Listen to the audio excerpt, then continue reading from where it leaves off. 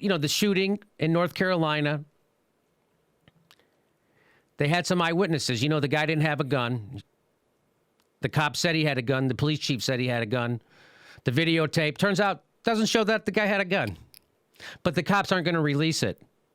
But I have some videotape of some eyewitnesses that will tell you that the cops completely concocted a story about a guy having a gun. Here we go. Ready? Here we go.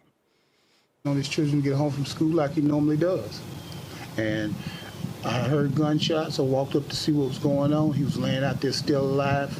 He laid out there 10 to 15 minutes before any paramedics attended to him, and the man did not have a firearm. He did not have a firearm? He did not have a firearm.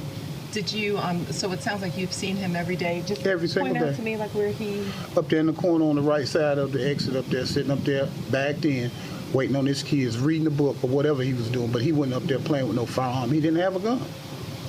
And you're saying he does this every day? Every single day, waits on his children to get off the bus. Quiet man, walked around here, did his laps around this parking lot. Then when it was school time, get ready to be let out, he'd go up there and park and wait on his children. But that man didn't bother nobody. He did not have a firearm. The cops show up looking for someone else. They stumble on a black guy. Good enough. Let's shoot him. They shot him. Killed him. Shot him and killed him. He's sitting there waiting for his kids. He's got a book in his hand. A book he always has.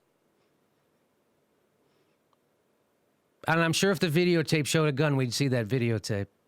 But as the police chief already said, it doesn't show a gun. You know what else is weird? Here's one little bit more. We've lived here for like 4 years. Okay. Yeah. This is my husband. What did you notice or see of Mr. Scott? He did the same things every day. I would see him with his cane. I would see him with his cane. So here's a guy waiting at the bus stop, picking up kids. He's got a book and a cane. Cops shoot him. In his truck there, or he set up, when it was time to get the kids off the bus. But he walked with a book. He sat in his car. Quiet man. That was about it. He did the same things every day. He walked with a book. So he always had a book with him. That's why they, and my husband even said, probably the book that I see him walking with, that I see in his hand. So yes, he did. And how did they mistake a book for a gun? I'm not sure, but. I'm pretty sure how they do it. Because they're taught to do it. They're taught to be jumpy. They're taught to be the most scared, nervous, jumpiest guys in the nation, and let's give them a gun. And then they tell them anybody can shoot you at any moment. What the hell's wrong with our country?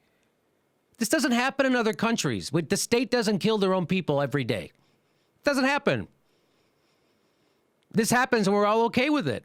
Everybody's, Copernic, that's what's wrong with America. What's wrong with us? Here's what I don't like. Is if you go to the Charlotte Observer, whenever they report on a police shooting, they don't say, a police shot a guy. Hey, police shoot black men. That's not what they say. Here's what they say. They say, neighbors describe police-involved shooting. Police involved. So there was a shooting, and the police were involved. Did the police shoot? I don't know. Maybe somebody shot at them. Maybe there was shooting back and forth. We don't know. But it was a police involved. Even at the bottom, right underneath here, it says, again, neighbors who did not want to be identified describe what they saw and heard during an officer-involved shooting in North Carolina. It wasn't an officer-involved shooting. It was officer shooting an unarmed guy with a book, a black guy. So officer shoots unarmed black guy with book. But that's how they report it, officer-involved. Which is a whitewashing term that the news media uses to cover for police murder. Go ahead. It's designed to make you think the officer was the one that was attacked. Yes. So it's designed to make people who aren't informed and have no idea go, no, someone. What happened to that cop? Shot. Cop was said there was a shootout? Yeah. It makes it sound like a shootout. Not a shootout. Cop showed up to this guy's neighborhood looking for someone else, decided to kill him. We need to see those cameras. It shouldn't be up to them. I know there's a criminal investigation they just passed the law. process. It's a big part of my kind of like worldview comes down to whenever anybody's against information being out there, then they're on the wrong side. I can think of some exceptions like nuclear weapon plans or stuff like that. Right. But like, and throughout history, anytime someone is hiding information and hiding knowledge and making those around them less informed, then they're more than likely on the wrong side. And this is that to a T. It's these body cameras should not be up to the police officers to control. They should. I hope the technology, and it's probably already possible, where they upload all the time. They're just filming and going to some database that's secured and controlled properly. But it's insane because they get to use the body camera like that shooting in Chicago where the cops were chasing that car through the neighborhood and they're recklessly charging through the backyards and everything was filmed except the moment the guy got killed. And there's it's embarrassing to live in a nation where this is normal.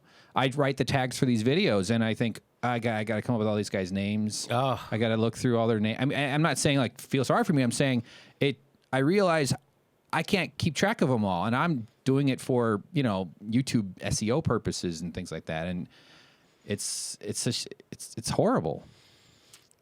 This ain't stopping. This is not stopping. All the cops aren't all of a sudden going to become less of violent maniacs. That ain't happening. We have a culture. We've ingrained in cops' heads that the citizen isn't someone to be served, but someone who might kill you who needs to be policed. You're not there to protect the citizen's constitutional rights. You're there to make sure you get home safe at night. And if you got to kill some people who are reaching for a book, go ahead. Because no one ever goes to prison for killing people in America if you're a cop. Ugh.